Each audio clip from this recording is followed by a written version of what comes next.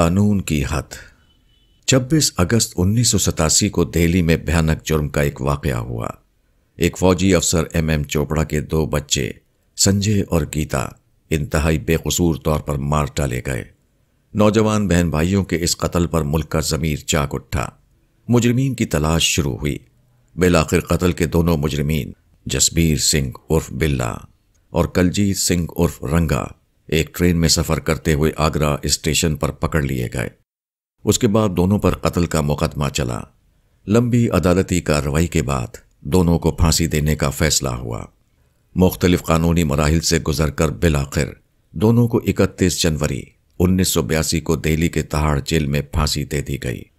Additional session جج M کے چاولہ نے 5 صفحات کے فیصلے میں دونوں کے لیے موت کا حکم دیتے ہوئے لکھا، انصاف کے مقاصد صرف اسی طرح حاصل ہو سکتے ہیں کہ دونوں مجرم ہمیشہ کی نیند سلا دیے جائیں تاکہ دوسروں کو امن کے ساتھ جینے کا موقع ملے۔ ہندوستان ٹائمز 1 فروری 1982۔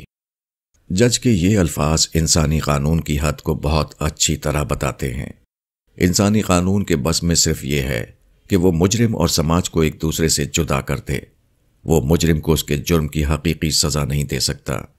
ایک شخص جب کسی معصوم جان کو ناحق ذبح کر دے تو یہ اتنا بڑا جرم ہے کہ موجودہ محدود دنیا کی کوئی بھی سزا اس کے جرم کے برابر نہیں ہو سکتی۔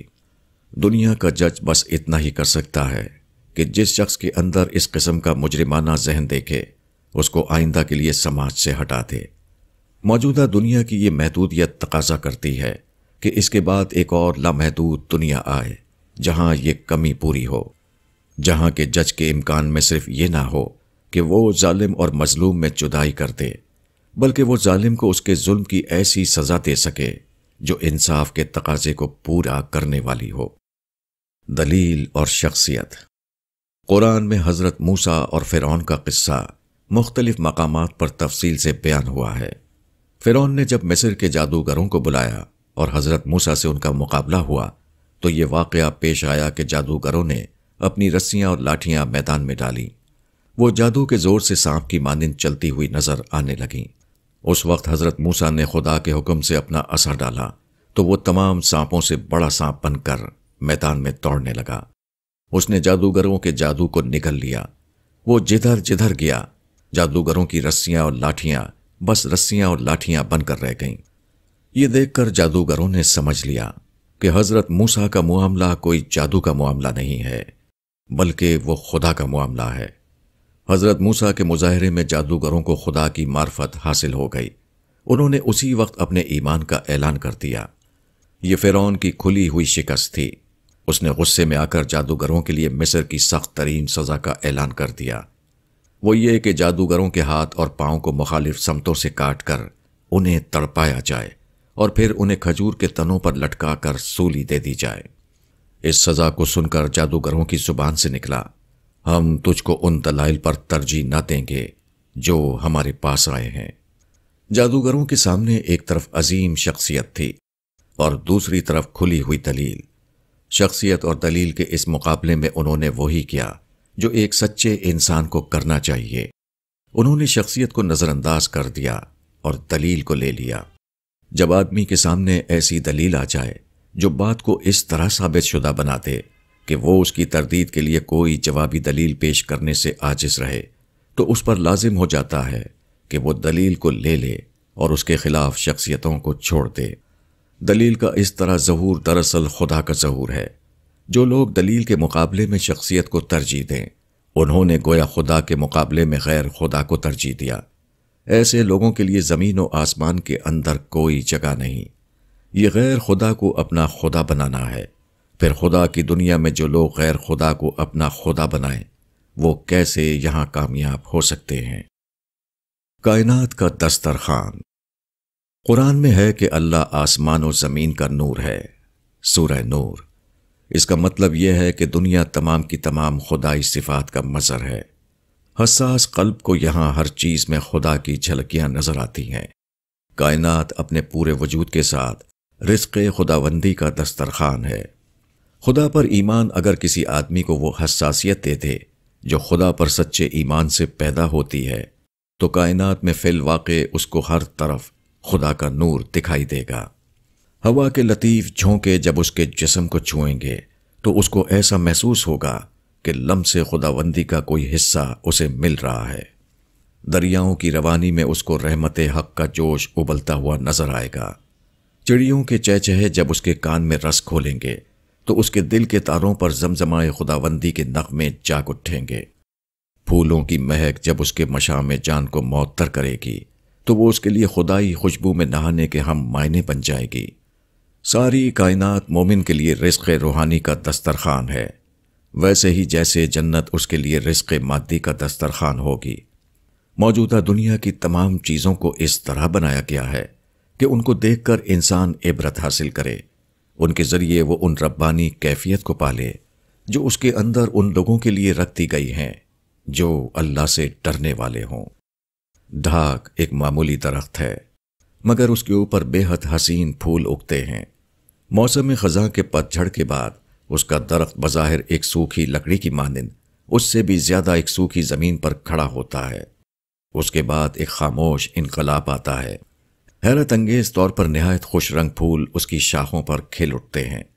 سوکھی لکڑی کا ایک ڈھانچہ لطیف اور رنگین پھولوں سے ڈھک جاتا ہے۔ ایسا معلوم ہوتا ہے گویا ایک محروم اور بے قیمت وجود کے لیے خدا نے خصوصی طور پر اپنی خوبصورت چھتری بھیج دی ہے۔ ایسا اس لیے ہوتا ہے کہ کوئی بندہ خدا اس کو دیکھ کر کہے، خدایا میں بھی ایک ڈھاک ہوں، تو چاہے تو میرے اوپر حسین پھول کھلا دے۔ میں ایک ٹھنڈ ہوں، تو چاہے تو مجھے سرسبز و شاداب کر دے۔ میں ایک بے معنی وجود ہوں، تو چاہے تو میری زندگی کو معنویت سے بھر دے۔ میں جہنم کے کنارے کھڑا ہوں، تو چاہے تو مجھ کو جنت میں داخل کر دے۔ صرف کرنا کافی نہیں۔ بالٹی کے پیندے میں سوراخ ہو اور اوپر سے آپ اس میں پانی ڈالیں تو سارا پانی بہہ کر نکلتا رہے گا اور بالٹی کے اپنے حصے میں کچھ نہیں آئے گا۔ ایسا ہی معاملہ انسان کا بھی ہے۔ آدمی کا وہی عمل حقیقتاً عمل ہے جو خود اس کو کچھ دے رہا ہو۔ اگر آدمی بظاہر سرگرمیاں دکھا رہا ہو اور اس کا اپنا وجود کچھ پانے سے محروم ہو تو اس کی سرگرمیوں کی کوئی حقیقت نہیں۔ عمل وہی عمل ہے جس کے دوران آدمی کے ذہن میں شعور کی چنگاری پڑے، اس کے دل میں سوز و تڑپ کا کوئی لاوا ابلے، اس کی روح کے اندر کوئی کیفیاتی ہلچل پیدا ہو، اس کے اندر میں کوئی ایسا حادثہ گزرے جو برتر حقیقتوں کی کوئی کھڑکی اس کے لیے کھول دے۔ یہی یافت کسی عمل کی کامیابی کا اصل معیار ہے۔ وہی عمل ہے جو آدمی کو اس قسم کے تحفے دے رہا ہو۔ جس عمل سے آدمی کو یہ چیزیں نہ ملیں وہ ایسا ہی ہے جیسے سوراخ دار بالٹی میں پانی گرانا۔ دیکھنے کی چیز یہ نہیں ہے کہ آپ کیا کر رہے ہیں، دیکھنے کی چیز یہ ہے کہ آپ کیا ہو رہے ہیں۔ اگر آپ کی مصروفیات بہت بڑی ہوئی ہوں، اگر بتانے کے لیے آپ کے پاس بہت سے کارنامے ہوں مگر آپ کی اندرونی ہستی خالی ہو، آپ خود کچھ نہ ہو رہے ہوں، تو آپ کی مصروفیات محض بے فائدہ سرگرمیاں ہیں، اس کے سوا اور کچھ نہیں۔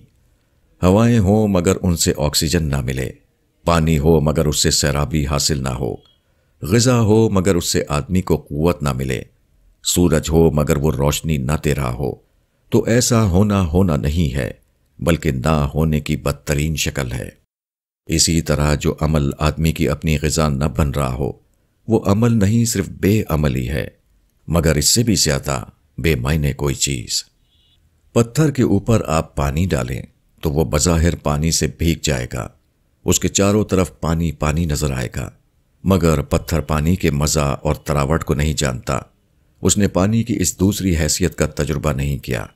اس کے برعکس ایک زندہ آدمی جب پیاس کے وقت پانی پیتا ہے تو اس کی رگیں تر ہو جاتی ہیں، وہ پانی کی حقیقت کا ایک اندرونی تجربہ کرتا ہے۔ اس مثال سے سمجھا جا سکتا ہے کہ کرنا کیا ہے اور ہونا کیا۔ کرنا یہ ہے کہ آدمی کچھ مقررہ اعمال کو بس رسمی طور پر دہرا لے، آدمی کی زبان کچھ الفاظ بولے مگر وہ الفاظ اس کے دل کی دھڑکن نہ بن رہے ہوں، آدمی اپنے ہاتھ پاؤں سے کچھ عمل کرے مگر اس کا عمل اس کی روح کو نہ چھوئے، اس کی حرکات اور سکنات اس کے دل و دماغ میں ارتعاش نہ پیدا کریں۔ اس کے برعکس ہونا یہ ہے کہ آدمی کا عمل اس کے لیے روحانی تجربہ بن رہا ہو، اس کی اندرونی ہستی کو بار بار کیفی غذائیں مل رہی ہوں، اس کا جسمانی عمل اس کے غیر جسمانی وجود میں ہلچل پیدا کر رہا ہو۔ وہی کرنا ہے جس کے درمیان آدمی خود بھی کچھ ہو رہا ہو۔ جو کرنا ہونا نہ بنے، حقیقت کے اعتبار سے اس کی کوئی قیمت نہیں۔ وہ گویا ایک ایسا پتھر ہے جو بظاہر پانی سے بھیگ رہا ہے، مگر وہ پانی کا مزہ نہیں پاتا۔ الفاظ کم ہو جاتے ہیں۔ مسٹر لیزلی براؤن شمالی انگلستان کے ایک ٹرک ڈرائیور ہیں۔ وہ اولاد سے محروم تھے۔ ان کی بیوی کے جسمانی نظام میں بعض حیاتیاتی فرق کی وجہ سے دونوں کا مادہ حیات رحم مادر میں یکجا نہیں ہوتا تھا۔ وہ اولاد کی طرف سے مایوس ہو چکے تھے کہ عین وقت پر سائنس نے ان کی مدد کی۔ لندن کے ڈاکٹر پیٹرک اسٹیپٹو جو برسا برس سے اس میدان میں تجربہ کر رہے تھے، انہوں نے اپنی لیبارٹری میں لیزلی براؤن کا مادہ تولید یعنی اسپرم نکالا اور مسز براؤن کے جسم سے ایک بیضہ لیا۔ دونوں کو انہوں نے ایک خصوصی قسم کی ٹیسٹ ٹیوب میں رکھا۔ قدرتی قانون کے تحت وہ دونوں مل کر زرخیز ہو گئے۔ 4 روز کے بعد ڈاکٹر نے اس کو مصنوعی طور پر رحم مادر میں پہنچا دیا۔ اب رحم مادر میں اس بچے کی پرورش ہونے لگی۔ تجربہ کامیاب رہا۔ اگست 1987 میں تاریخ کا پہلا ٹیسٹ ٹیوب بیبی وجود میں آ گیا۔ اس پورے عمل کی تصویر لی جاتی رہی اور پیدائش کے بعد اس کو مکمل طور پر ٹیلی ویژن پر دکھایا گیا۔ ٹیوب بیبی یعنی لوئی براؤن کے باپ سے اس پورے واقعے پر تبصرہ کرنے کے لیے کہا گیا تو اس نے کہا بیوٹیفل یعنی بے حد حسین۔ اس ایک لفظ کے سوا وہ کچھ اور نہ کہہ سکا۔ غم کی گھٹنا خوشی سے زیادہ بڑی گھٹنا ہوتی ہے۔ انڈین نیوی کے ایک افسر کی اہلیہ مسز اوما چوپڑا کو 26 اگست 1978 کو جب معلوم ہوا کہ ان کے دونوں بچے گیتا اور سنجے کو نئی دہلی میں وحشیانہ طور پر کسی نے قتل کر دیا ہے، تو اس کے بعد ان کا یہ حال ہوا کہ 7 گھنٹے تک وہ ایک لفظ نہ بول سکیں۔ حقیقت یہ ہے کہ تاثر جتنا شدید ہو، الفاظ اتنا ہی کم ہو جاتے ہیں۔ بے حد خوشی ہو تب بھی آدمی زیادہ بول نہیں پاتا، اور بے حد غم ہو تب بھی زیادہ بولنا آدمی کے لیے ممکن نہیں رہتا۔ جو لوگ دین و ملت کے غم میں ہر روز الفاظ کے دریا بہاتے رہتے ہیں، وہ صرف اس بات کا ثبوت دے رہے ہیں کہ دین و ملت کے غم میں وہ سب سے پیچھے ہیں۔ جو شخص درد و غم میں مبتلا ہو، اس کو تو چپ لگ جاتی ہے، نہ یہ کہ وہ لفظی اکھاڑوں میں لسانی پہلوانی کے کرتب دکھانے لگے۔ حقیقت یہ ہے کہ لوگوں نے خدا کو نہ اس کے منعم کے روپ میں پایا ہے اور نہ منتقم کے روپ میں۔ اگر وہ دونوں میں سے کسی روپ میں بھی خدا کو پا لیتے تو یہ صورت باقی نہ رہتی کہ ہر آدمی ایسے الفاظ کا بھنڈار بنا ہوا ہے جو کسی طرح ختم ہونے میں نہیں آتے۔ امتحان۔ حضرت ابراہیم کو خواب میں دکھایا گیا کہ آپ اپنے بیٹے کو ذبح کر رہے ہیں۔ حضرت ابراہیم کے خواب کے مطابق بیٹے کو ذبح کرنے کے لیے تیار ہو گئے، مگر جیسے ہی آپ نے بیٹے کے گلے پر چھری رکھی، آواز آئی کہ بس تم نے خواب کو پورا کر دکھایا۔ اس کے بعد آپ کو خصوصی طور پر ایک مینڈھا فراہم کیا گیا اور آپ نے بیٹے کے بدلے اسی مینڈھے کو ذبح کیا۔ یہ واقعہ بتاتا ہے کہ اکثر ایسا ہوتا ہے کہ قربانی مانگی جاتی ہے مگر قربانی نہیں لی جاتی۔ گلے پر چھری رکھی جاتی ہے مگر قبل اس کے کہ چھری آدمی کا گلا کاٹے، چھری کو گلے سے ہٹا دیا جاتا ہے۔ اس دنیا میں آدمی کا اصل امتحان نفسیاتی امتحان ہے، نہ کہ جسمانی امتحان۔ خدا انسان کی آمادگی کو دیکھتا ہے، نہ کہ کر ٹالنے کو۔ خدا کبھی کسی کو غیر ضروری مشقت میں نہیں ڈالتا، مگر مشقت سے نجات اسی کو ملتی ہے جو اپنے آپ کو مشقت کے حوالے کرنے کا واقعی ثبوت دے دے۔ جو لوگ قربانی کے راستے سے بھاگتے ہیں، وہ صرف اس بات کا ثبوت دے رہے ہیں کہ وہ خدائے رحمان و رحیم پر یقین نہیں رکھتے۔ خدا تمام مہربانوں سے زیادہ مہربان ہے۔ وہ اپنے بندوں پر اس سے زیادہ شفیق ہے جتنا کوئی باپ اپنے عزیز بیٹے کے لیے شفیق ہوتا ہے۔ ایسی حالت میں قربانی کے راستے سے بھاگنا خدا کے خلاف بے اعتمادی کا اظہار ہے، حالانکہ خدا جتنا لیتا ہے اس سے بہت زیادہ دیتا ہے۔ حضرت ابراہیم نے خدا کو صرف ایک بیٹا پیش کیا تھا اور خدا نے ان کو سارے عالم کی امامت دے دی۔ انسان کو چاہیے کہ وہ کسی تحفظ کے بغیر خدا کے راستے پر چل پڑے۔ وہ قربانی کے مواقع پر ہرگز اپنی طرف سے کوئی کمی نہ کرے۔ اسی کے ساتھ وہ یقین رکھے کہ شفیق باپ سے بھی زیادہ مہربان اور طاقتور خدا ہر آن اس کو دیکھ رہا ہے۔ خدا آدمی کا امتحان ضرور لیتا ہے، مگر قبل اس کے کہ آدمی ہلاکت میں پڑے وہ ہاتھ بڑھا کر اسے اٹھا لیتا ہے۔ کیسا عجیب ہے وہ بیٹا جو باپ کی پکار پر یقین نہ کرے، کیسا عجیب ہے وہ بندہ جو خدا کے بارے میں اپنا اعتماد کھو دے۔ کوئی فرق نہیں۔ ایک آدمی ایک درخت کے نیچے آرام کر رہا تھا۔ اس کا ایک دوست ادھر سے گزرا۔ اس نے پکار کر کہا، میرے بھائی تم کیوں نہیں جاتے کہ کچھ لکڑیاں کاٹ کر لاؤ؟ کس لیے؟ سوئے ہوئے آدمی نے پوچھا۔ تاکہ تم ان لکڑیوں کو بیچ کر پیسہ حاصل کرو اور اپنے لیے ایک گدھا خریدو اور پھر لکڑی کو گدھے پر لاد کر گھر گھر بیچو۔ اس طرح ایک وقت آئے گا کہ تم اور نفع کما کر ایک ٹرک خرید لو گے، پھر تم اور ترقی کرو گے، تمہارے یہاں آرا کی مشین اور بہت سے ٹرک ہو جائیں گے۔ یہ سب کس لیے؟ سونے والے نے دوبارہ پوچھا۔ تم لکھ پتی ہو جاؤ گے اور آرام سے رہو گے۔ پھر تمہارا کیا خیال ہے اب میں کیا کر رہا ہوں؟ یہ ایک واقعہ ہے کہ جو آرام ایک آدمی کوٹھی بنا کر حاصل کرنا چاہتا ہے، وہی آرام ایک آدمی درخت کے سائے میں بھی حاصل کر رہا ہے۔ دیکھنے والوں کے نزدیک ضرور دونوں میں فرق ہے، مگر خود آرام کرنے والے کے لیے دونوں میں کوئی فرق نہیں، بلکہ درخت کے نیچے سونے والا جس سکون میں ہے وہ کوٹھی والے کو شاید میسر نہیں۔ ایک تاجر ایک بار مجھے اپنا نیا مکان دکھانے کے لیے لے گئے۔ کافی بڑا 2 منزلہ مکان تھا۔ گھر کے ہر چھوٹے بڑے کے لیے الگ الگ کمرے اور اس کے ساتھ تمام ضروری سہولتیں مہیا تھیں۔ سارے گھر میں قیمتی قالین بچھے ہوئے، تمام دروازے اور کھڑکیاں خوبصورت پردوں سے ڈھکی ہوئی، ہر کمرے میں اعلیٰ درجے کا فرنیچر۔ ایسا معلوم ہوتا تھا گویا پورا گھر جدید سامانوں کی ایک نمائش گاہ ہے، مگر مجھے ایسا محسوس ہوا جیسے میں ایک خوبصورت قید خانے میں بند کر دیا گیا ہوں۔ یہ مکان ایک کھلی جگہ پر تھا، مگر وہ قدرت کی ہر چیز سے خالی اور قسم قسم کی مصنوعی چیزوں سے بھرا ہوا تھا۔ ہر طرف بجلی کی روشنی کا اعلیٰ انتظام تھا، مگر سورج کی روشنی کو اجازت نہ تھی کہ وہ بند مکان میں داخل ہو۔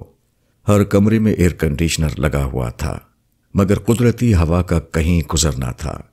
انسانی آرٹ کے نمونے دیوار پر تھے، مگر قدرت کے آرٹ کو دیکھنے کے لیے وہاں کوئی کھڑکی کھلی ہوئی نہ تھی۔ کمرے میں میوزک کا انتظام تھا، مگر باہر کے درخت پر چہچہانے والی چڑیوں کی آواز سننے کے تمام راستے بند تھے۔ جدید تمدن نے انسان کو قدرت سے کتنا دور کر دیا ہے۔ 55 سال کے بعد طبیہ کالج دہلی نے ایک بار رات کی کلاسیں شروع کی تھیں تاکہ ملازمت پیشہ لوگ اس میں داخلہ لے کر طبی کورس کریں اور اپنے خالی اوقات میں پریکٹس کر سکیں۔ انہی داخلہ لینے والوں میں سے ایک مسٹر رمیش دتا تھے۔ وہ اکاؤنٹ آفس میں کام کرتے تھے اور اسی کے ساتھ رات کی کلاس میں شریک ہو کر BIMS کا کورس کر رہے تھے۔ 1955 کا واقعہ ہے۔ ان کے استاد ڈاکٹر انوار احمد صاحب نے ایک بار ان سے پوچھا، دتا جی آپ تو ایک اچھی ملازمت میں ہیں، پھر آپ BIMS کا کورس کیوں کر رہے ہیں؟ انہوں نے جواب دیا، نوکری 55 سال کی ہے اور زندگی 100 سال کی، پھر نوکری سے ریٹائر ہونے کے بعد کیا کروں گا؟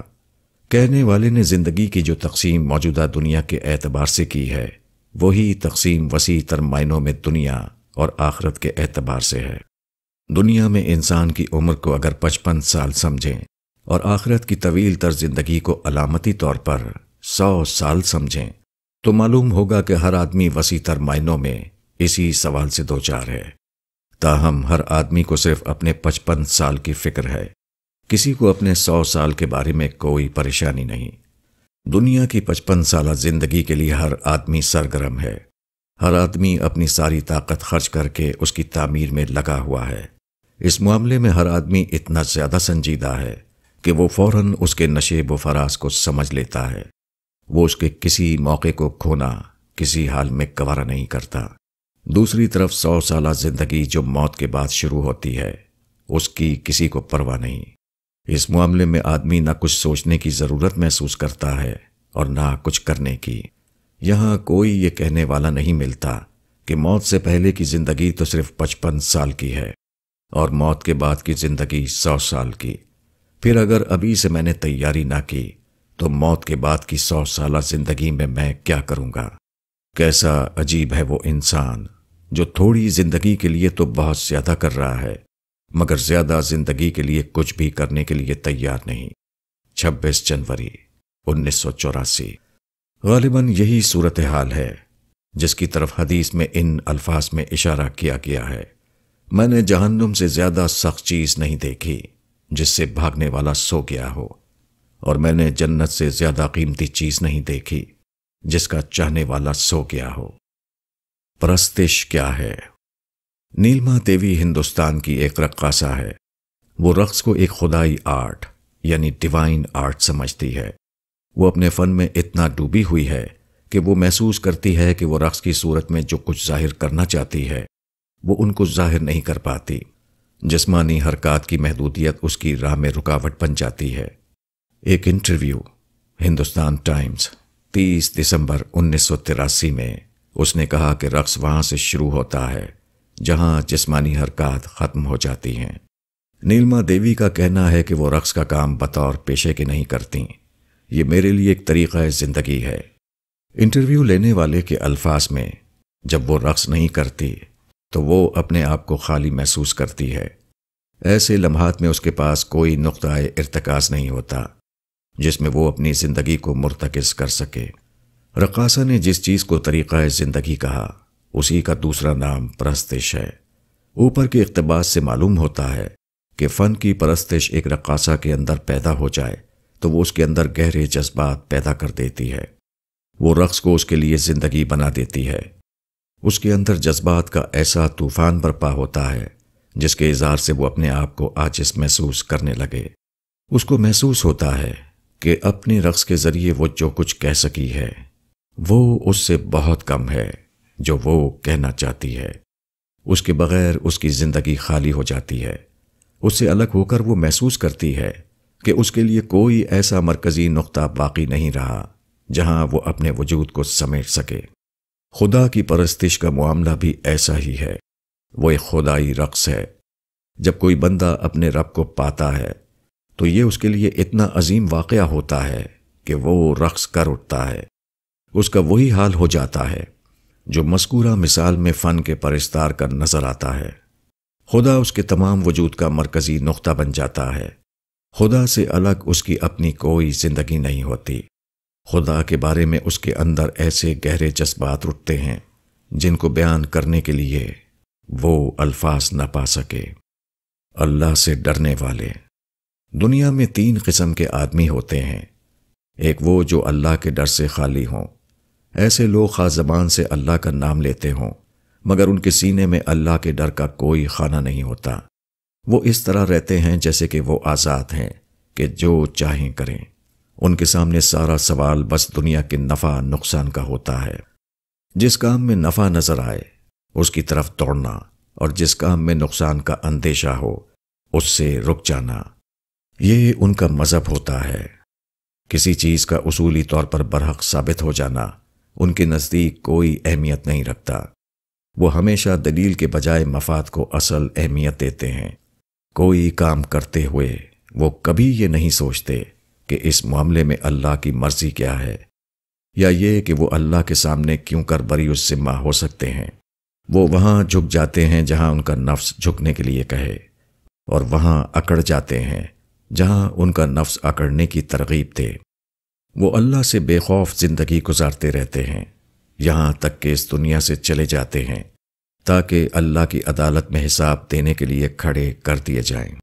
دوسری قسم ان لوگوں کی ہے جن کے دل میں حرام و حلال کا لحاظ رہتا ہے۔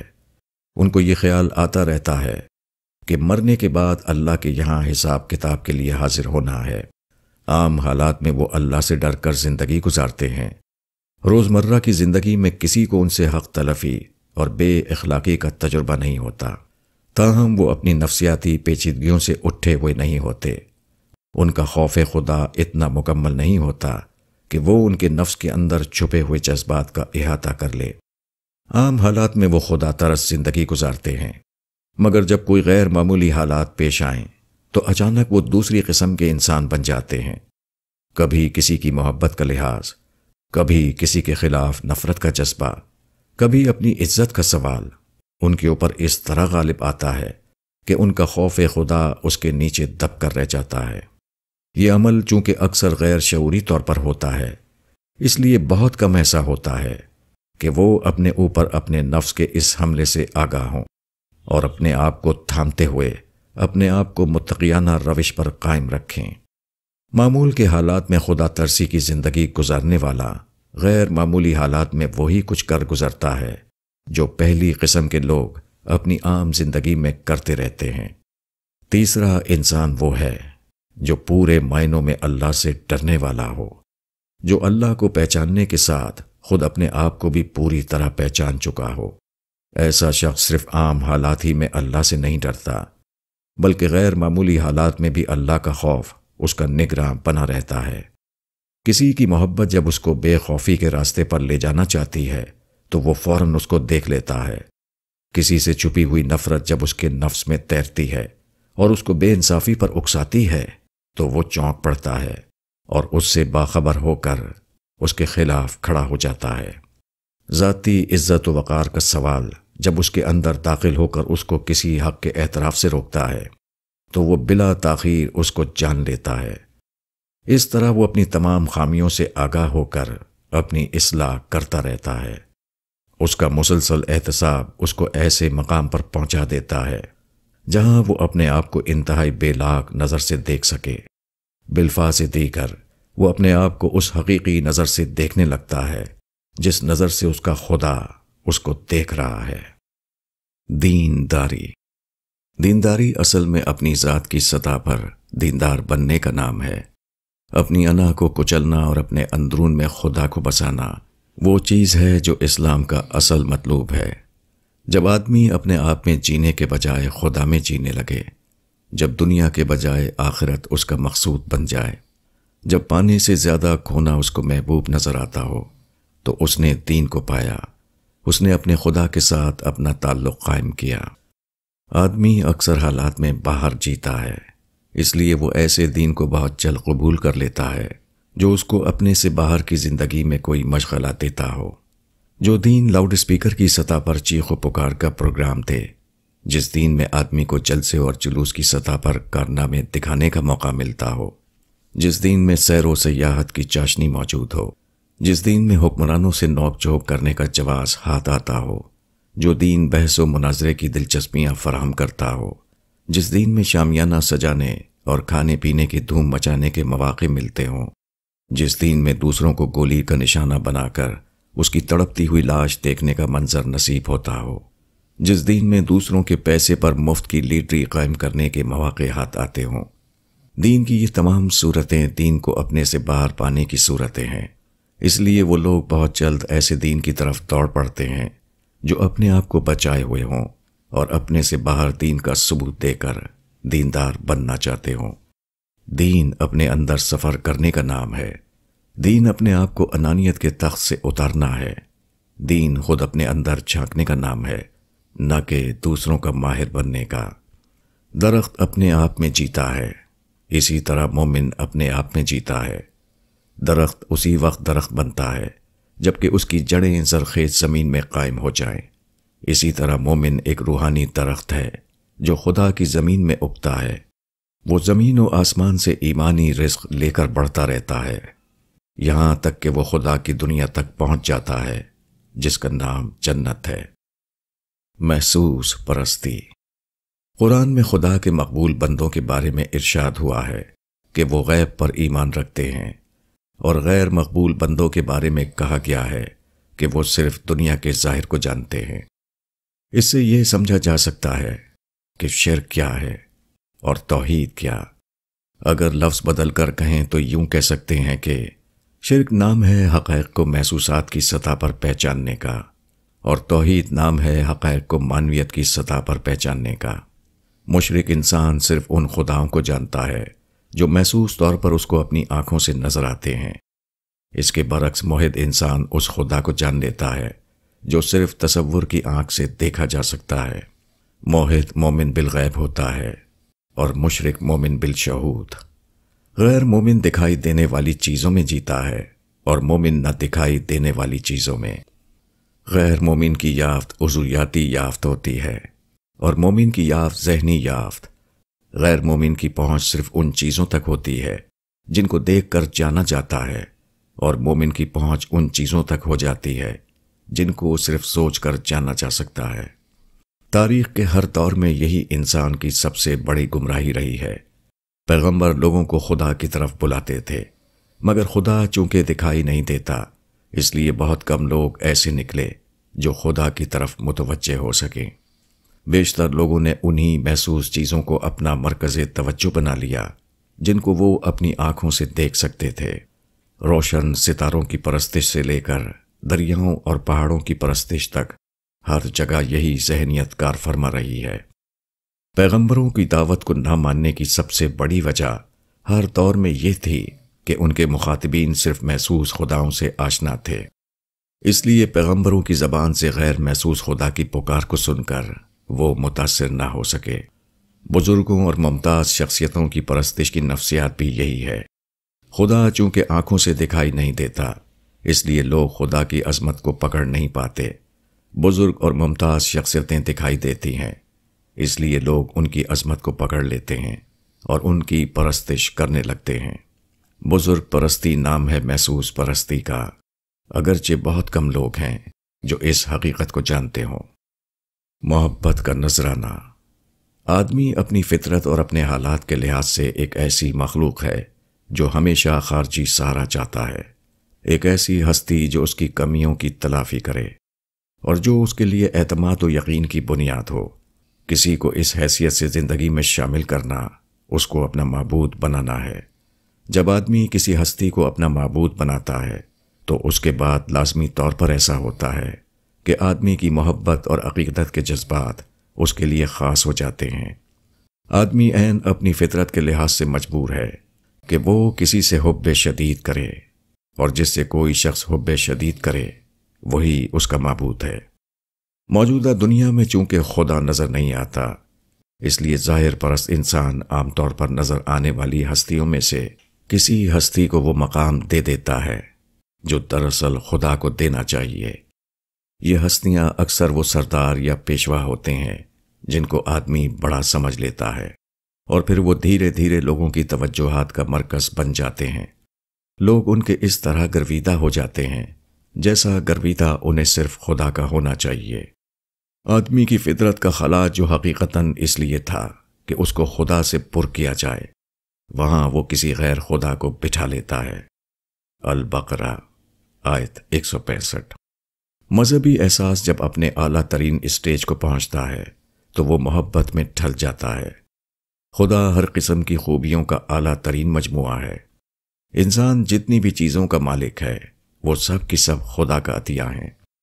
کائنات کا گہرا مشاہدہ ایک ایسے خالق کا تعارف کراتا ہے جو حیرت ناک حد تک حسن و کمال کی خصوصیت رکھنے والا ہے۔ یہ ہے خدا، اور کوئی آدمی جب ایسے خدا کو پا لیتا ہے تو وہ بالکل فطری طور پر اس کی عقیدت و محبت میں سرشار ہو جاتا ہے۔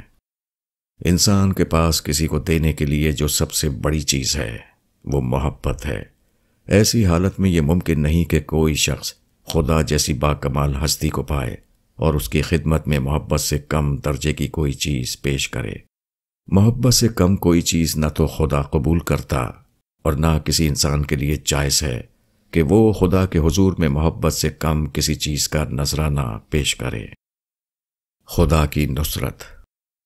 ابن ہشام نے اپنی سیرت میں مکی دور کا یہ واقعہ نقل کیا ہے کہ قریش نے نضر بن حارث اور اقمہ بن امی معید کو مدینہ بھیجا۔ وہاں وہ یہود کے علماء سے ملے اور ان سے پوچھا کہ ہم کو محمد صلی اللہ علیہ وسلم کے بارے میں بتاؤ کہ ہم ان کو کیا سمجھیں۔ علماء یہود نے کہا کہ ان سے تم اصحاب کہف اور ذوالقرنین کا حال پوچھو، اگر وہ بتا دیں تو وہ نبی مرسل ہیں، اور اگر نہ بتا سکیں تو وہ مدخول ہیں۔ یہ لوگ مکہ واپس آئے اور رسول اللہ صلی اللہ علیہ وسلم سے کہا کہ آپ ان چیزوں کے بارے میں ہمیں بتائیں۔ آپ نے فرمایا کہ جو تم نے سوال کیا ہے اس کا جواب میں تم کو کل دوں گا۔ آپ نے یہ جملہ کہا مگر انشاءاللہ نہ فرمایا۔ آپ کو خیال تھا کہ کل کے دن جبرائیل آئیں گے تو میں ان سے پوچھ کر بتا دوں گا، مگر انشاءاللہ نہ کہنے کی وجہ سے اگلے دن وحی نہ آئی، یہاں تک کہ 15 دن تک وحی رکی رہی۔ وحی نہ آنے کی وجہ سے رسول اللہ صلی اللہ علیہ وسلم اگلے دن جواب نہ دے سکے۔ یہ مکے کے مشرکین کے لیے سنہرا موقع تھا۔ انہوں نے لوگوں سے کہنا شروع کیا کہ محمد نے وعدہ کیا تھا، مگر وہ اپنے وعدے کو پورا نہ کر سکے۔ دن پر دن گزرتے رہے اور آپ کی طرف سے کوئی جواب نہ آیا۔ مکے کے مشرکین نے اس کو خوب استعمال کیا۔ انہوں نے لوگوں سے کہا کہ اب ثابت ہو گیا ہے کہ یہ پیغمبر نہیں ہے۔ اگر وہ پیغمبر ہوتے تو ضرور اپنے وعدے کے مطابق جواب دیتے۔ رسول اللہ صلی اللہ علیہ وسلم کے رات دن سخت بے چینی میں گزر رہے تھے۔ ایک ایک لمحہ پہاڑ ہو رہا تھا۔ بظاہر یہ سراسر آپ کے خلاف بات تھی، مگر اللہ تعالیٰ نے اس کو زبردست طور پر آپ کے موافق بنا دیا۔ وہ یہ کہ 15 دن وحی رکنے کی وجہ سے قریش نے سارے شہر میں اتنا پروپیگنڈا کیا کہ ایک ایک آدمی اس معاملے سے باخبر ہو گیا۔ ہر آدمی کو اشتیاق ہو گیا کہ وہ جانے کہ اس کی بابت محمد صلی اللہ علیہ وسلم کیا کہتے ہیں۔ گویا مکے والوں نے بہت بڑے پیمانے پر سننے کی فضا بنا دی۔ چنانچہ 15 دن کے بعد جب سورہ کہف اتری اور اس میں اصحاب کہف اور ذوالقرنین کا قصہ تفصیل سے بیان ہوا تو سارے لوگ اس کو سننے کے لیے دوڑ پڑے۔ سورہ کہف کے اترتے ہی وہ سارے شہر میں ایک ایک آدمی کی زبان پر تھی۔ جو تبلیغ مہینوں میں ہوتی وہ صرف ایک دن میں ہو گئی۔ اگر اللہ چاہے تو وہ اپنے کسی بندے کی غلطی کو بھی صحت کے خانے میں ڈال دے، وہ اس کے ناموافق حالات کو بھی موافق حالات میں تبدیل کر دے۔ دل کا سکون۔ آج کی دنیا ترقی یافتہ دنیا کہی جاتی ہے، مگر یہ تمام ترقیاں صرف چیزوں کی ہوئی ہیں۔ جہاں تک انسان کا تعلق ہے وہ بدستور غیر ترقی یافتہ حالت میں پڑا ہوا ہے۔ انسان پیچھے ہے اور چیزیں آگے۔ سب سے بڑی چیز جو انسان چاہتا ہے وہ سکون ہے، مگر آج کسی کو سکون حاصل نہیں۔ جدید مادی ترقیوں نے صرف یہ کیا ہے کہ انسان سے اس کا سکون چھین لیا ہے۔ یہ ترقیاں انسان کو سکون دینے میں سراسر ناکام ثابت ہوئی ہیں۔ موجودہ دنیا میں ایک عجیب تضاد نظر آتا ہے۔ یہاں سامان سکون ہے مگر سکون نہیں، یہاں قہقہوں کا شور ہے مگر دل کا چین نہیں، یہاں خوشیوں کے اسباب کے ڈھیر لگے ہوئے ہیں مگر حقیقی خوشیاں کہیں دکھائی نہیں دیتی۔ اس کی وجہ کیا ہے؟ اس کی وجہ بالکل سادہ ہے۔ ہم روح جیسی برتر چیز کو مادہ جیسی کمتر چیز کے ذریعے خوش کرنا چاہتے ہیں، اور ایسا ہونا کبھی اس دنیا میں ممکن نہیں۔ جولین آف ناروچ نے صحیح کہا ہے کہ ہماری روح کبھی ان چیزوں میں سکون نہیں پا سکتی جو خود اس سے نیچی ہوں۔ انسان اشرف المخلوقات ہے، وہ ہماری معلوم دنیا کی سب سے برتر مخلوق ہے۔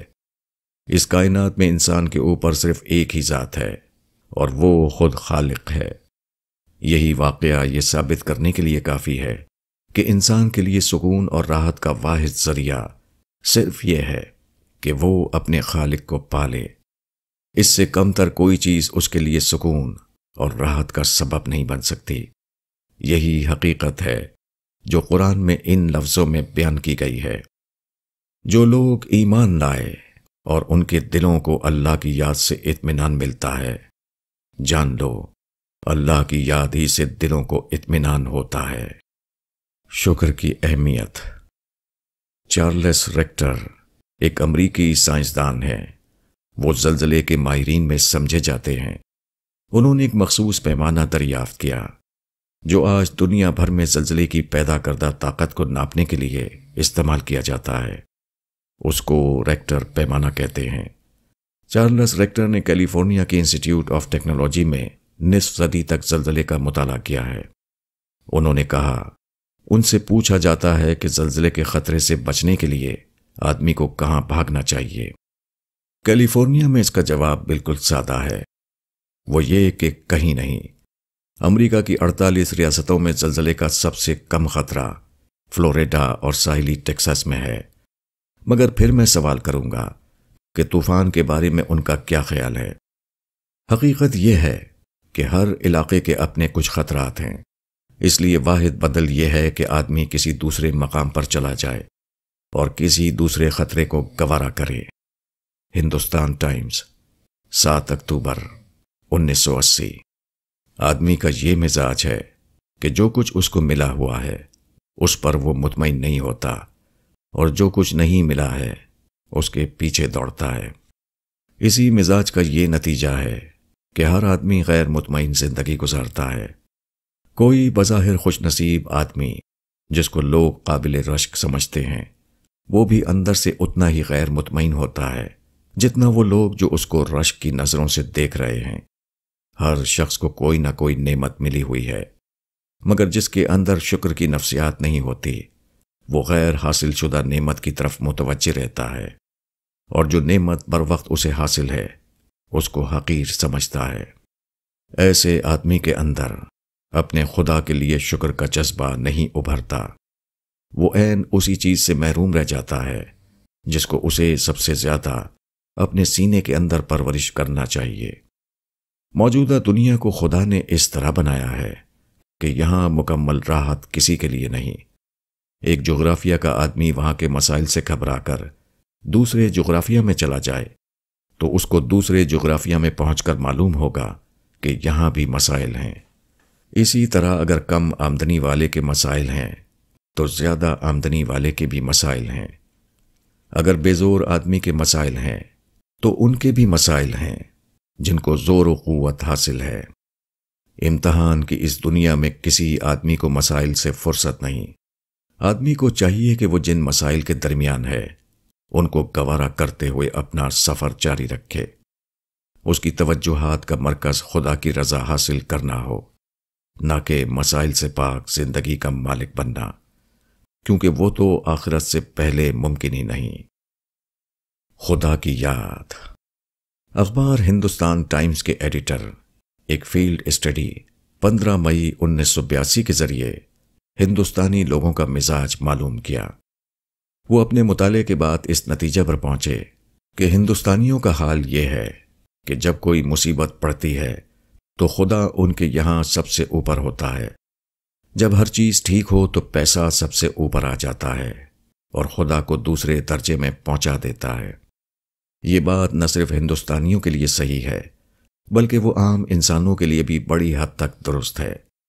انسان کا حال یہ ہے کہ تکلیف اور بے بسی کے لمحات میں وہ سب سے زیادہ خدا کو یاد کرتا ہے۔ اس وقت اس کی ساری توجہ خدا کی طرف لگ جاتی ہے، مگر جب حالات اچھے ہوں اور کوئی پریشانی سامنے نہ ہو تو وہ اپنے مادی مفادات کو اپنی تمام توجہ کا مرکز بنا لیتا ہے۔ مگر اس قسم کی خدا پرستی نہیں، وہ صرف آدمی کے اس جرم کو بتاتی ہے کہ وہ اپنے رب کو بھولا ہوا تھا۔ وہ وقت جب کہ اسے خدا کو یاد کرنا چاہیے تھا، اس وقت اس نے خدا کو یاد نہیں کیا، یہاں تک کہ خدا نے اس کی حقیقت اس پر کھول دی، اس کی آنکھ سے غفلت کا پردہ ہٹ گیا۔ جب ایسا ہوا تو وہ گھبرا کر خدا کو پکارنے لگا۔ انسان ایک آزاد اور با اختیار مخلوق ہے، اس سے آزادانہ خدا پرستی مطلوب ہے، نہ کہ مجبورانہ۔ انسان کا یاد کرنا وہ یاد کرنا ہے جبکہ اس نے راحت کے لمحات میں خدا کو یاد کیا ہو۔ راحت کے وقت خدا کو بھلائے رکھنا اور جب مصیبت آئے تو خدا کی طرف دوڑنا ایک ایسا عمل ہے جس کے خدا کے یہاں کوئی قیمت نہیں۔ پھر یہ واقعہ بتاتا ہے کہ جو لوگ دولت کو سب سے بڑا درجہ دیے ہوئے ہیں وہ جھوٹے معبود کو اپنا معبود بنائے ہوئے ہیں۔ جو چیز مصیبت کے وقت آدمی کا سہارا نہ بنے، جس کو آدمی خود نازک لمحات میں بھول جائے، وہ کسی کا معبود کس طرح ہو سکتی ہے؟ مومن کا ذہن۔ ایک روز کا واقعہ ہے، میں انگریزی اخبار پڑھ رہا تھا۔ اچانک مجھ پر ایک عجیب تجربہ گزرا۔ مجھ کو محسوس ہوا کہ کاغذ پر چھپے ہوئے انگریزی زبان کے الفاظ کو میں اردو زبان میں سمجھ رہا ہوں۔ میری آنکھ اگرچہ ان کو انگریزی زبان میں پڑھ رہی ہے، مگر میرا ذہن ان کو اردو زبان میں لے رہا ہے۔ یہی ہر شخص کا معاملہ ہے، خواہ وہ اردو کا آدمی ہو یا کسی دوسری زبان کا۔ آدمی کسی بات کو ہمیشہ اپنی مادری زبان میں سمجھتا ہے۔ کان یا آنکھ کے راستے سے بظاہر آدمی کے اندر ٹیبل کا لفظ داخل ہوتا ہے، مگر اردو کا ایک آدمی ٹیبل کو صرف اس وقت سمجھ پاتا ہے جبکہ اس کا ذہن اس کو میز میں تبدیل کر لے۔ اسی طرح انگریزی کا ایک آدمی جب میز کا لفظ سنتا ہے تو وہ اس کو صرف اس وقت سمجھتا ہے جبکہ اس کا ذہن اس کو ٹیبل کی صورت میں ڈھال لے۔ انسانی ذہن کے اندر ایک اجنبی زبان کا لفظ داخل ہوتا ہے، اس کے بعد ایک حیرتناک واقعہ ہوتا ہے۔ ذہن اس کو ایک انتہائی پیچیدہ نظام سے گزار کر پراسرار طور پر اس کو اپنی مادری زبان میں تبدیل کر لیتا ہے۔ یہ واقعہ تمثیل کے اندر میں بتاتا ہے کہ مومن کا معاملہ اس دنیا میں کیا ہے۔ مومن اس دنیا میں اس طرح رہتا ہے کہ ہر چیز جو اس کے اندر داخل ہوتی ہے وہ فی الفور خدائی حقیقت میں تبدیل ہو جاتی ہے۔ باہر جو چیز ایک مادی واقعہ ہے وہ مومن کے ذہنی سانچے میں آ کر روحانی واقعہ بن جاتی ہے۔ ایک معاملہ جو باہر بظاہر انسانی معاملہ تھا وہ مومن کے ذہن میں داخل ہوتے ہی خدائی معاملے میں تبدیل ہو جاتا ہے۔ ایک دنیاوی چیز مومن کے ذہن میں پہنچ کر اخروی چیز کی صورت اختیار کر لیتی ہے۔ مومن کا ذہن ایک انتہائی پیچیدہ کارخانہ ہے جو ہر واقعے کو ربانی واقعے میں تبدیل کر دیتا ہے۔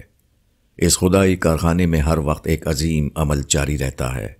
اس کے اندر خام مال داخل ہوتا ہے اور وہ تیار مال بن کر باہر آتا ہے۔ ایک بظاہر بے معنی چیز اس سے گزر کر ایک انتہائی بامعنی چیز کی صورت میں ڈھل جاتی ہے۔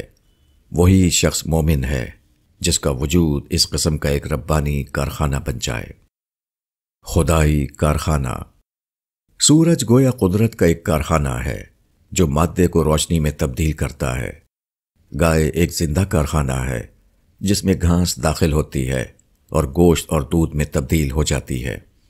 اسی طرح درخت قدرت کا ایک کارخانہ ہے جس میں مٹی اور پانی اور گیس داخل ہوتے ہیں اور وہ پھول اور پھل میں تبدیل ہو جاتے ہیں۔ یہ عمل جو سورج اور درخت اور جانور میں کامیابی کے ساتھ ہو رہا ہے، یہی عمل انسان سے بھی اس کے خالق کو مطلوب ہے۔ فرق یہ ہے کہ کائنات کی دوسری چیزوں میں تبدیلی کا عمل قانون قدرت کے تحت مجبورانہ طور پر انجام پاتا ہے، اور انسان میں تبدیلی کا یہ عمل خود انسان کے اپنے ارادے کے تحت اختیارانہ طور پر انجام دیا جاتا ہے۔ دوسری چیزوں میں تبدیلی مادی اعتبار سے ہو رہی ہے اور انسان کے اندر خدائی اعتبار سے۔ انسان سے اس کے پیدا کرنے والے کو یہ مطلوب ہے کہ وہ خارجی دنیا کے مشاہدات کو دلائل خداوندی میں تبدیل کرے۔ جو چیز اس کے اندر صرف بطور معلومات داخل ہوئی تھی اس کو اپنے ذہن میں معرفت کی صورت دے سکے۔ اس کو جب دنیا میں کوئی کامیابی حاصل ہو تو اس کو وہ تمام تر خدا کے خانے میں ڈال دے۔ اس کو جب کوئی ناکامی ہو تو اس کے ذریعے وہ عجز انسانی کی حقیقت کو دریافت کرے۔ اس کو جب کسی سے شکایت ہو تو اس کا اندرونی نظام اس کو معنی اور درگزر کی صورت میں تبدیل کر دے، وغیرہ۔ جو زمین اپنی مٹی کو درخت کی صورت میں تبدیل کرے اس کو زرخیز زمین کہا جاتا ہے، اور جو زمین اپنی مٹی کو درخت کی صورت میں تبدیل نہ کر سکے وہ بنجر زمین کہی جاتی ہے۔ یہی معاملہ انسان کا بھی ہے۔ جو انسان اپنے اندرونی نظام کو اس طرح بیدار کرے کہ وہ خام چیزوں کو اعلیٰ چیزوں میں تبدیل کرنے لگے، وہ مومن ہے، اور جس انسان کا اندرونی کارخانہ ایسے کرنے میں ناکام رہے وہ کافر ہے۔ زرخیز زمین اور بنجر زمین میں جو فرق ہے وہی فرق مومن اور غیر مومن کے درمیان پایا جاتا ہے۔ زرخیز زمین کے حصے میں شادابی آتی ہے اور بنجر زمین صرف اجاڑ پڑی رہتی ہے۔ اسی طرح مومن انسان کے لیے خدا کے یہاں ہمیشہ کی جنت ہے، اور غیر مومن انسان کے لیے خدا کے یہاں ہمیشہ کی جہنم۔ صبر کا بدلہ۔ قرآن میں صبر کی بے حد تاکید کی گئی ہے۔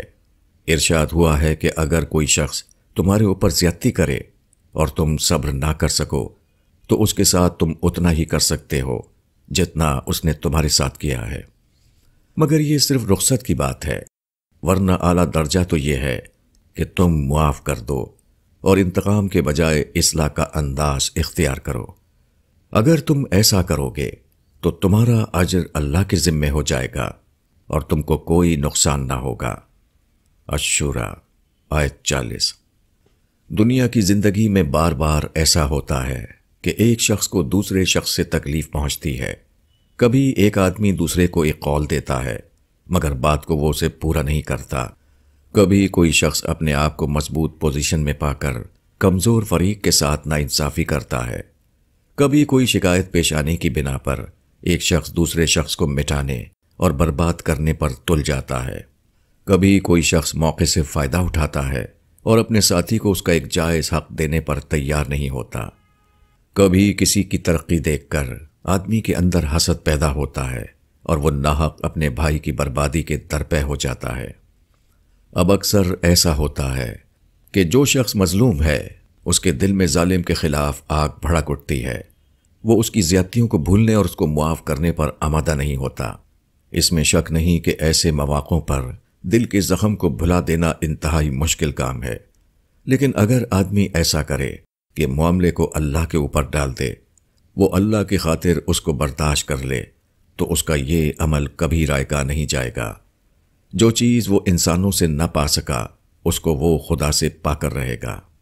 ایک شخص جب کسی کو ایک قول دیتا ہے تو گویا وہ اس کو ایک بینک چیک دے رہا ہے جو عمل کے وقت کیش کیا جا سکے، مگر جب عمل کے وقت وہ اپنے قول سے پھر جاتا ہے تو گویا اس نے کاغذی چیک تو لکھ دیا، مگر جب کھاتے سے اس کی رقم لینے کا وقت آیا تو اس نے ادائیگی سے انکار کر دیا۔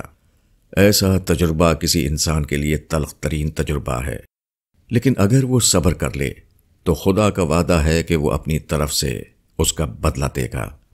جو چیک انسانی بینک میں کیش نہ ہو سکا وہ خدائی بینک میں کیش ہوگا، خواہ دنیا میں ہو یا آخرت میں۔ جنت والے، قرآن میں بتایا گیا ہے کہ اہل ایمان کو جس جنت میں داخل کیا جائے گا اس کی معرفت انہیں اسی دنیا میں کرائی جا چکی ہوگی۔ دوسری جگہ ارشاد ہوا ہے کہ جنت کا رزق اس رزق کے مشابہ ہوگا جس کی توفیق انہیں دنیا کی زندگی میں ملی تھی۔ حدیث میں کہا گیا ہے کہ جنت دوزخ دراصل انسان ہی کے اعمال ہیں جو آدمی کی طرف لوٹائے جاتے ہیں۔ اس سے معلوم ہوتا ہے کہ جنت میں داخلے کا آغاز اسی دنیا سے ہو جاتا ہے، جتنی انسان اپنی جنت کو اسی دنیا میں پا لیتا ہے۔ گویا کہ جنت کا ایک مسئلہ اسی دنیا میں ہے، اور آخرت کی جنت میں وہی شخص جائے گا جس نے دنیا میں جنت کے اس مسئلے کو پا لیا ہو۔ جنت کا یہ دنیاوی مسنوع گویا نقد انعام ہے جو اصل انعام سے پہلے اس کی ایک ابتدائی علامت کے طور پر دے دیا جاتا ہے۔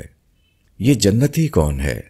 یہ وہ شخص ہے جس نے دنیا میں ان کیفیات کا تجربہ کیا ہو جو آخرت میں اس کو جنت کا مستحق بنانے والی ہیں، جس کے رونگٹے کھڑے ہو کر اس کو خدائی محاسبے کا احساس دلا چکے ہوں، جس کے قلب پر ٹکڑے کر دینے والی تجلیات کے نزول نے اس کو قربت خداوندی سے آشنا کیا ہو، جس نے بغض، انتقام کے جذبات کو اپنے اندر کچل کر افوہ خداوندی کا مشاہدہ کیا ہو، جس نے اپنے ندامت کے آنسوؤں میں وہ منظر دیکھا ہو جو کہ ایک مہربان آقا اپنے خادم کے اعتراف قصور پر اس سے درگزر فرماتا ہے، جس پر یہ لمحہ گزرا ہو کہ ایک شخص پر قابو پانے کے باوجود وہ اس کو اس لیے چھوڑ دے کہ اس کا خدا بھی اس دن اسے چھوڑ دے جبکہ وہ اس سے زیادہ عشق کی حالت میں ہوگا، جو ایک امر حق کے آگے اس طرح گر پڑے جیسے لوگ آخرت میں خدا کو دیکھ کر ڈھہ پڑیں گے۔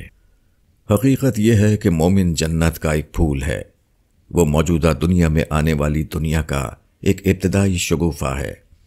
مومن پر وہ سارے تجربات اسی دنیا میں گزر جاتے ہیں جو دوسروں پر موت کے بعد گزرنے والے ہیں۔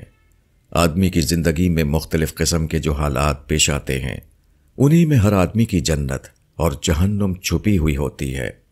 ان حالات میں شیطانی رد عمل پیش کر کے کوئی شخص جہنم کا مستحق ہو جاتا ہے اور ملکوتی رد عمل پیش کر کے کوئی شخص جنت کا۔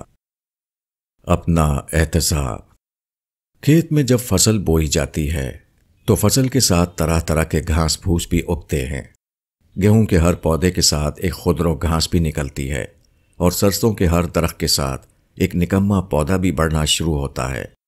یہ اپنے آپ نکلنے والے گھاس پھوس فصل کو بہت نقصان پہنچاتے ہیں۔ وہ کھیت کے پانی اور کھاد میں حصے دار بن جاتے ہیں۔ وہ اصلی فصل کو بھرپور طور پر بڑھنے نہیں دیتے۔ کسان اگر ان خضر پودوں کو بڑھنے کے لیے چھوڑ دے تو وہ ساری فصل کو خراب کر دیں۔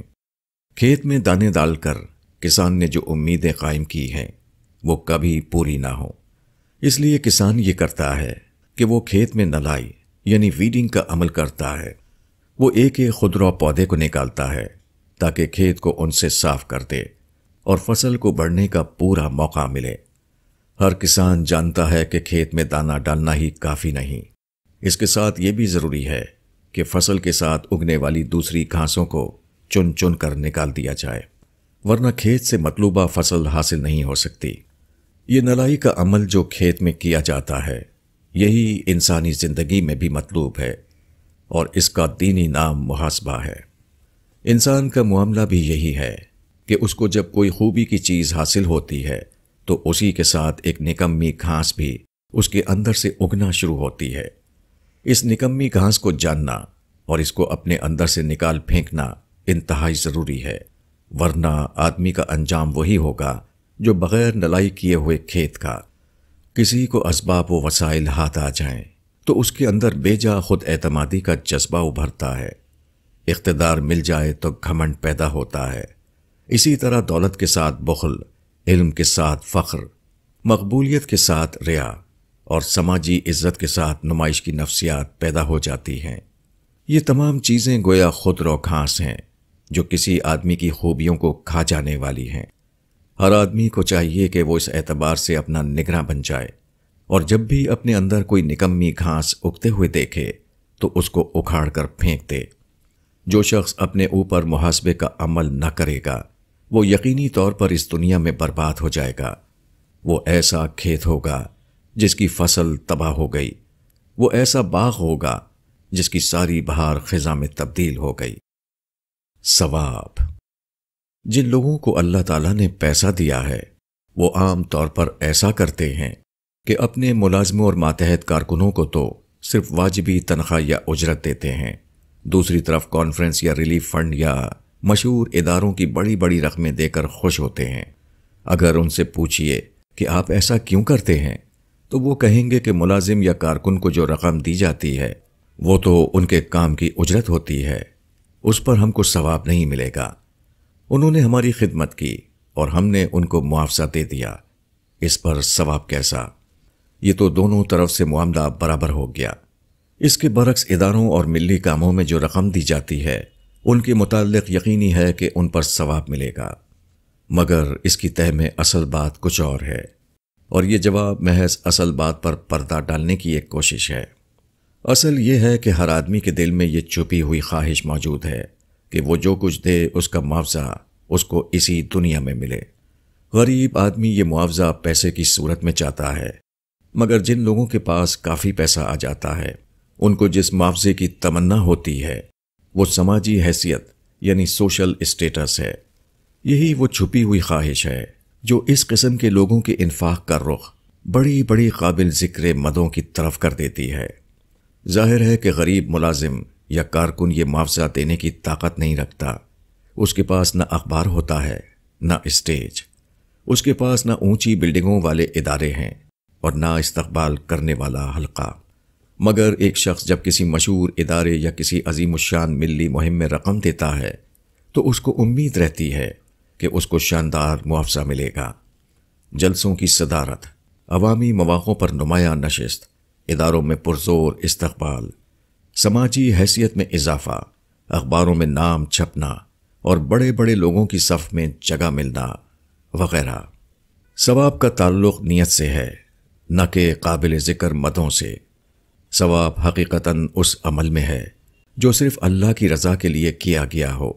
ثواب یہ ہے کہ اللہ کی خاطر ایسی مدوں میں دیا جائے جو لوگوں کو دکھائی نہیں دیتی، ان موقعوں پر خرچ کیا جائے جہاں ہر قسم کے دوسرے محرکات حذف ہو جاتے ہیں۔ جس انفاق کا فائدہ اسی دنیا میں وصول کر لیا گیا ہو اس کا فائدہ کسی کو آخرت میں ملے گا تو کیوں ملے گا؟ لوگ دکھائی دینے والے مقامات پر انفاق کر رہے ہیں، حالانکہ خدا ان کے انفاق کو قبول کرنے کے لیے اس مقام پر کھڑا ہوا ہے جو ظاہر پرست انسانوں کو دکھائی نہیں دیتا۔ نمائشی حق پرستی۔ کبھی ایسا ہوتا ہے کہ پتھر کے اوپر کچھ مٹی جم جاتی ہے، اس مٹی کے اوپر سبزہ اگاتا ہے، بظاہر دیکھنے میں ایسا معلوم ہوتا ہے جیسے وہ کوئی کھیت ہو، لیکن اگر زور کی بارش ہو جائے تو مٹی سمیت سارا سبزہ بہہ جاتا ہے اور اس کے بعد صرف پتھر کی صاف چٹان باقی رہ جاتی ہے جو ہر قسم کی ہریالی اور نباتات سے بالکل خالی ہوتی ہے۔ یہی معاملہ اکثر انسانوں کا ہے۔ وہ دیکھنے میں بظاہر بالکل ٹھیک معلوم ہوتے ہیں، ظاہری طور طریق میں بہت شاداب نظر آتے ہیں، مگر حالات کا ایک جھٹکا ان کی ساری شادابی اور ہریالی کو ختم کر دیتا ہے۔ اس کے بعد ان کی شخصیت ایک سوکھے پتھر کی مانند ہو کر رہ جاتی ہے۔ ایک شخص جو بات چیت میں شرافت اور معقولیت کی تصویر بنا ہوا تھا، وہ عملی تجربے کے وقت اچانک ایک نامعقول انسان بن جاتا ہے۔ ایک شخص جو انصاف اور انسانیت کے موضوع پر تقریر کر رہا تھا، وہ عمل کے موقع پر بے انصافی کا طریقہ اختیار کر لیتا ہے۔ ایک شخص جو مسجد کے رکوع اور سجدے میں تواضع کا مظاہرہ کر رہا تھا، وہ مسجد کے باہر انسانوں کے ساتھ معاملہ کرنے میں گھمنڈ اور خود پسندی کا مجسمہ بن جاتا ہے۔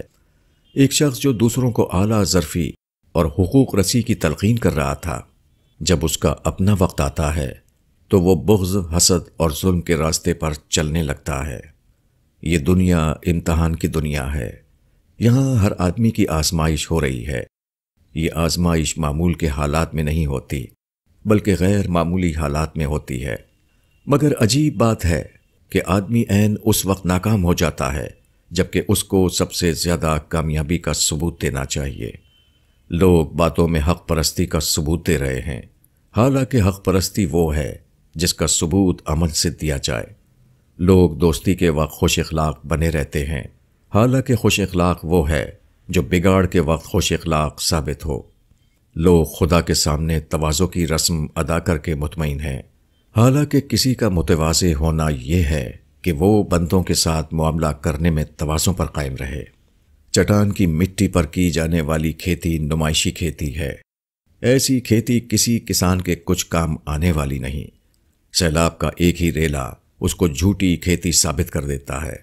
اسی طرح نمائشی حق پرستی بھی جھوٹی حق پرستی ہے، جس کو قیامت کا سیلاب اس طرح باطل ثابت کر دے گا کہ وہاں اس کے لیے کچھ نہ ہوگا جو اس کا سہارا بنے۔ زندہ قبرستان۔ میں ہسپتال کے اندر کھڑا تھا۔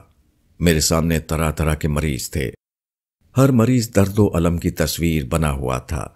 کسی کے ہاتھ میں تکلیف تھی اور کسی کے پاؤں میں، کسی کے پیٹ میں درد ہو رہا تھا، کسی کی پیٹھ حادثے کا شکار ہو گئی تھی۔ ہسپتال کی دنیا کا ہر آدمی مصیبت زدہ تھا۔ یہاں کا ہر باشندہ انسانی عجز کا نمونہ پیش کر رہا تھا۔ میں نے سوچا، جسم کی کوئی ایک بات بگڑ جاتی ہے تو آدمی کا یہ حال ہو جاتا ہے، پھر اس وقت آدمی کا کیا حال ہوگا جبکہ اس کی ساری بات بگڑ جائے گی، جب انسان سے اس کی ہر وہ چیز چھن جائے گی جس کو وہ اپنی چیز سمجھ کر سرکشی کر رہا تھا۔ پہلے زمانے میں آدمی عبرت کے لیے قبرستان جاتا تھا، اب اس کو عبرت کے لیے ہسپتال جانا چاہیے۔ قبرستان میں مصیبت زدہ زمین کے نیچے ہوتا ہے اور ہسپتال میں مصیبت زدہ زمین کے اوپر دکھائی دیتا ہے۔ قبرستان میں عبرت کی چیز کو سوچ کر تصور میں لانا پڑتا ہے اور ہسپتال میں عبرت کی چیز بالکل زندہ حالت میں آنکھ کے سامنے موجود ہوتی ہے۔ ہسپتال گویا زندہ قبرستان ہے۔ ہسپتال کی دنیا سراپا عبرت کی دنیا ہوتی ہے۔ کوئی آدمی حادثے کا شکار ہو کر یہاں آتا ہے، کوئی سخت بیماری میں مبتلا ہے، کسی کے جسم میں کوئی ضروری چیز کم ہو گئی ہے۔ اس کا نتیجہ یہ ہے کہ کوئی شخص کرا رہا ہے، کوئی چیخ رہا ہے۔ غرض بے بسی و بے چارگی کے عبرتناک مناظر ہیں جو ہسپتال میں ہر طرف بکھرے ہوئے دکھائی دیتے ہیں۔ یہ مناظر اس لیے دکھائے جاتے ہیں کہ آدمی ان سے سبق لے، وہ دوسروں کی تکلیف میں اپنی تکلیف کا عکس دیکھے، وہ جزئی واقعے میں کلی حقیقت کا مشاہدہ کرے، وہ دنیا کے واقعے میں آخرت کے واقعات کا احساس کر لے۔ ایسے مناظر ہر آدمی کے سامنے آتے ہیں، مگر بہت کم لوگ ہیں جو ان سے سبق لیتے ہوں۔ اس کی وجہ یہ ہے کہ سبق لینے کے لیے غیر کی حالت کو اپنے اوپر طاری کرنا پڑتا ہے۔ جو کچھ ابھی پیش نہیں آیا اس کا احساس اس طرح کرنا پڑتا ہے گویا کہ وہ پیش آ چکا ہے۔ یہ مستقل کو حال کے اندر دیکھنا ہے، اور کتنے لوگ ہیں جو مستقبل کو حال کے اندر دیکھنے والی نظر رکھتے ہوں۔ اسم اعظم کیا ہے؟ ایک بزرگ سے ان کے شاگردوں نے پوچھا کہ اللہ کا اسم اعظم کیا ہے؟ بزرگ نے فرمایا، جب آدمی کا پیٹ غذا سے خالی ہو اور اس کا دل کینہ سے خالی ہو تو وہ اللہ کے ناموں میں سے جس نام سے بھی اپنے رب کو پکارے گا وہی اسم اعظم ہوگا۔ تذکرۃ الاولیاء۔ گویا اسم اعظم کا تعلق اسم سے نہیں بلکہ کیفیت سے ہے۔ اسم اعظم وہ ہے جو اعلیٰ کیفیات کے ساتھ زبان سے نکلے۔ کیفیات کی عظمت کسی اسم کو اسم اعظم بناتی ہے، نہ کہ حرف تہجی کی عظمت۔ پیٹ خالی ہونا اس بات کی علامت ہے کہ آدمی مادیات کے غلبے سے آزاد ہے، اور دل میں کینہ نہ ہونا بتاتا ہے کہ آدمی اپنے سینے میں کسی قسم کی نفسیاتی پیچیدگی لیے ہوئے نہیں ہے۔ جب کوئی آدمی اپنے آپ کو مادی رونقوں سے اور انسانی شکایتوں سے اوپر اٹھا لیتا ہے تو وہ خدا کے بہت قریب ہو جاتا ہے، اس کو خدا کے خصوصی فیضان میں سے حصہ ملنے لگتا ہے۔ ایسے وقت میں خدا کے صفاتی ناموں میں سے کوئی نام جب اس کی زبان پر آتا ہے تو وہ ربانی کیفیات میں نہایا ہوا ہوتا ہے۔ ان کیفیات کے ساتھ جو بہتر نام آدمی کی زبان سے نکلے وہی اس کے لیے اسم اعظم ہے۔ کچھ لوگ اسلام کے معاملے کو پاک کلمات کا ایک پراسرار معاملہ سمجھتے ہیں۔ ان کا خیال ہے کہ اسلام کے کچھ خاص عربی الفاظ ہیں جن میں طلسماتی اوصاف چھپے ہوئے ہیں۔ اگر کوئی شخص ان پاک الفاظ کو یاد کر لے اور زبان سے ان کو ادا کرے تو ان کو صرف ادائیگی سے کراماتی نتائج ظاہر ہونا شروع ہو جائیں گے۔ دنیا میں آل و اولاد میں برکت ہوگی اور آخرت میں جنتی محل بننے لگیں گے۔ ان کے نزدیک ان بابرکت کلمات میں سب سے زیادہ اونچا اسم اعظم ہے، مگر یہ محض بے بنیاد خیال ہے جس کا کوئی ثبوت کتاب و سنت میں موجود نہیں۔ اسم اعظم حقیقتاً حروف کے کسی مجموعے کا نام نہیں بلکہ کیفیات کے مجموعہ کا نام ہے۔ اللہ کو جب کوئی بندہ اس طرح یاد کرتا ہے کہ وہ ہر دوسری چیز سے اپنا رخ موڑ کر صرف اس کی طرف متوجہ ہو جاتا ہے، وہ اللہ میں اپنے آپ کو اس طرح شامل کرتا ہے کہ انسانوں کے لیے اس کے دل میں خیرخواہی کے سوا کوئی اور جذبہ باقی نہیں رہتا، تو اس وقت اس کی زبان سے اللہ کے لیے جو کلمات نکلتے ہیں اسی کا نام اسم اعظم ہے۔ اسی لیے قرآن میں کہا گیا ہے، کہو کہ تم اللہ کہہ کر پکارو یا رحمان کہہ کر پکارو، جس نام سے بھی پکارو گے تو اس کے سب نام اچھے ہیں۔ بنی اسرائیل۔ اللہ خالق بھی ہے اور مالک بھی، وہ رحیم بھی ہے اور اکبر بھی، وہ سب کچھ ہے۔ جس برتر نام سے بھی آدمی اس کو پکارے وہ اس کے لیے جائز ہوگا، البتہ پکارنے والے کی زبان سے نکلنے والا ایک لفظ کبھی اس کے لیے اسم اعظم بن جاتا ہے۔ یہ پکارنے والے کی کیفیت پر ہوتا ہے۔ اللہ کو اس کی صفتوں میں سے کسی صفت سے پکارنا کبھی سادہ اور عام حالت میں ہوتا ہے اور کبھی اس طرح ہوتا ہے کہ خدا کا نام لیتے ہوئے آدمی کی شخصیت پھٹ پڑتی ہے۔ خدا کا نام لینا اس کی روح میں برپا ہونے والے طوفان کی آواز ہوتا ہے۔ اس طرح دل کے بھونچال کے ساتھ خدا کا نام لینا عام حالات میں اس کا نام لینے سے بالکل مختلف ہوتا ہے۔ وہ اس کی زبان سے ادا ہونے والے اسم کو اسم اعظم بنا دیتا ہے۔ بندہ جب اللہ کی عظمتوں کے احساس سے سرشار ہو اور اس کی سرشاری زبان پر لفظ کی صورت میں ڈھل جائے تو یہی اللہ کو اسم اعظم کے ساتھ یاد کرنا ہے۔ جھوٹی دھوم۔ ٹائمز آف انڈیا 30 مئی 1985 میں ہندوستانی شادیوں کے بارے میں ایک سبق آموز رپورٹ شائع ہوئی۔ اس کا عنوان ہے ہیلی کاپٹر بارات۔ اس میں بتایا گیا ہے کہ سوائی مادھا پور کی مینا برادری میں خوشحالی کی علامت اب یہ بن گئی ہے کہ بارات دلہن کے گھر آئے تو ہیلی کاپٹر کے ذریعے آئے، خواہ دولہا کے گھر سے دلہن کے گھر تک کا فاصلہ 10 کلومیٹر ہی کیوں نہ ہو۔ اس سے پہلے شادیوں میں جہیز اور تلک کی دھوم تھی، اب اس سے آگے بڑھ کر بمبئی کے ایک فرم سے ہیلی کاپٹر کرائے پر حاصل کیے جا رہے ہیں۔ شادیوں میں ہیلی کاپٹر کا استعمال کیوں کیا جا رہا ہے، اس کا جواب اخباری رپورٹر نے ان الفاظ میں دیا ہے۔ دلہن کے والدین امید کرتے ہیں کہ بارات ان کے گاؤں میں دھوم دھام کے ساتھ آئے۔ انسان سمجھتا ہے کہ اس کی سواری کسی دولہا یا کسی دلہن کے گھر اترنے والی ہے، اس لیے وہ شان و شوکت کے ساتھ اپنی سواری لے جانے کا اہتمام کر رہا ہے۔ اگر انسان کو یہ معلوم ہو کہ اس کی سواری بالآخر جہاں پہنچنے والی ہے وہ مالک کائنات کی عدالت ہے تو انسان کی سوچ یکسر بدل جائے۔ اس کو معلوم ہو کہ شان والی شادی اور بے شان والی شادی میں کوئی فرق نہیں۔ کوئی شخص اپنی قتل گاہ کی طرف دھوم مچاتا ہوا نہیں جاتا، کوئی شخص ایک ایسی عدالت میں جشن کے ساتھ داخل نہیں ہوتا جہاں ایک با اختیار جج اس کے خلاف فیصلہ سنانے کے لیے بیٹھا ہوا ہو، مگر اپنی آخری منزل کے بارے میں ہر آدمی اسی نادانی میں مبتلا ہے۔ کامیاب انسان وہ ہے جس کی سواری خدا کے یہاں باعزت طور پر اتاری جائے، اور ناکام انسان وہ ہے جو خدا کے یہاں اس حال میں پہنچے کہ وہاں اس کی حیثیت ایک غیر مطلوب انسان کی ہو، وہاں نہ کوئی اس کا استقبال کرنے والا ہو اور نہ اس کی کوئی خبر گیری کرنے والا۔ لطیف تجربات۔ الاسمعی عبد المالک بن قریب کا بیان ہے کہ میں نے بصرہ میں دیکھا کہ 2 قبریں ہیں، ان کے درمیان ایک لڑکی بیٹھی ہوئی رو رہی ہے، غم کی وجہ سے اس کا برا حال ہو رہا ہے۔